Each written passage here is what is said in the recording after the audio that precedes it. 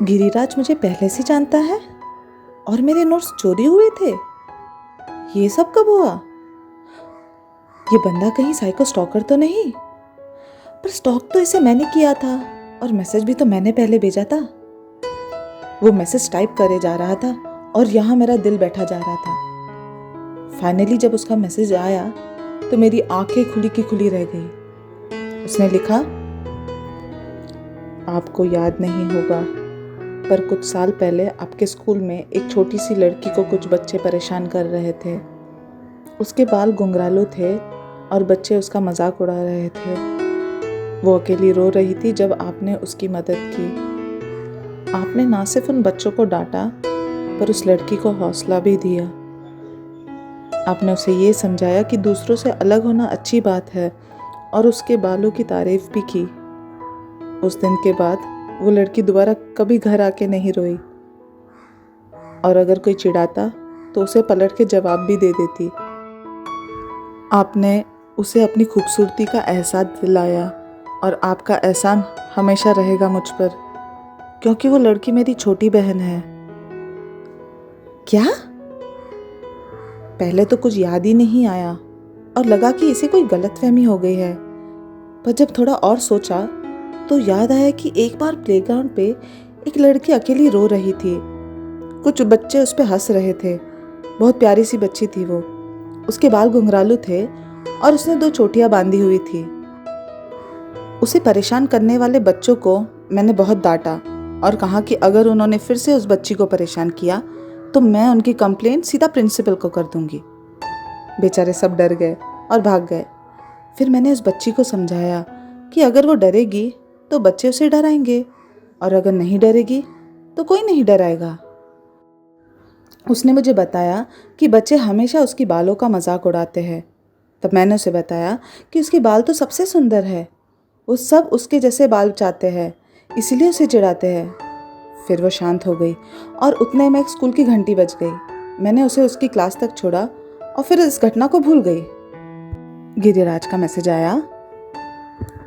जब मुझे इस बात का पता लगा तो मैं आपको धन्यवाद कहने के लिए एक दिन स्कूल की गेट के पास अपनी छोटी बहन को लेके खड़ा था, पर जैसे आपको देखा तो देखता ही रह गया और शायद उसी वक्त अपना दिल भी खो बैठा। उसके बाद मैंने कई बार आपसे बात करने की कोशिश की पर कभी हिम्मत ही नहीं जुटा पाया। ये बात मेरे दोस्त पार्थ को पता थी।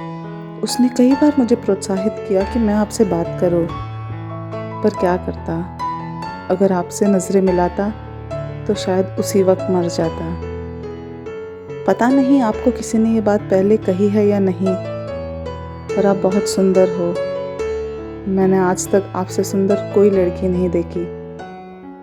उस सुबह जब मेरे दोस्त ने आपको किताबों की दुकान में देखा तो उसने आपको झट से पहचान लिया। जब उसने देखा कि आपका बैग खुला था तो उसे मौका मिल गया हम दोनों की बात करवाने का। आपके मुड़ते ही उसने झट से आपके नोट्स बैग से निकाले। जब मैं उसे मिला तो उसने मुझे सब बताया और नोट्स दिए। मुझे बहुत गुस्सा आया कि उसने आपके साथ ऐसा कैसा किया, पर जब आपसे फाइनली बात हो पाई तो मेरा गुस्सा भी शांत हुआ। मुझे क्षमा कर दीजिए। मेरा दोस्त सिर्फ मेरी मदद कर रहा था। उसका तरीका गलत था पर उसकी नीयत अच्छी थी। वो आपको बिल्कुल भी परेशान नहीं करना चाहता था, वो बस मुझे खुश करना चाहता था। अगर आप मुझसे गुस्सा नहीं हो तो क्या मैं आपसे कुछ पूछ सकता हूँ?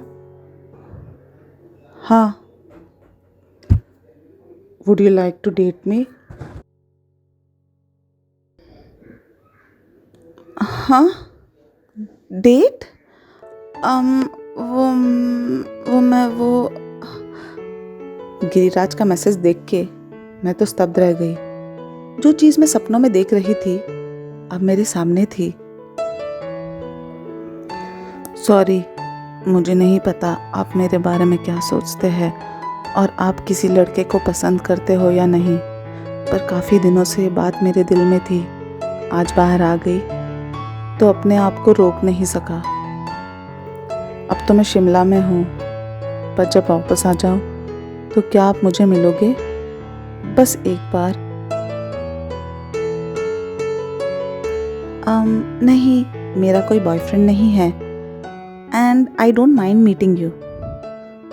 Great, thanks. ऐसा पहली बार हुआ है कि मैं शिमला से वापस देहरादून आने के लिए रुक नहीं पा रहा। मन कर रहा है कल ही आ जाओ। तो आ जाओ। आ जाता, पर नाना नानी के साथ कुछ और जगह जानी थी।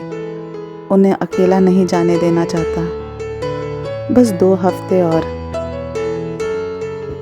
वो 2 हफ्ते कैसे गए मुझे पता भी नहीं चला। हमने डिसाइड किया था कि हम मेरे कॉलेज के पास जो कैफ़े है वहाँ मिलेंगे। गिरिराज मुझसे पहले कैफ़े पहुँचा था और उसने वाइट शर्ट और ब्लैक जैकेट पहनी थी। जैसे ही उसने मुझे देखा, उसके चेहरे पर एक मुस्कुराहट आई। मुझे उसी वक्त पता चल गया कि मेरी ज़िंदगी बदलने वाली थी और मुझे इस ज़िंदगी के लिए एक पार्टनर मिल गया था।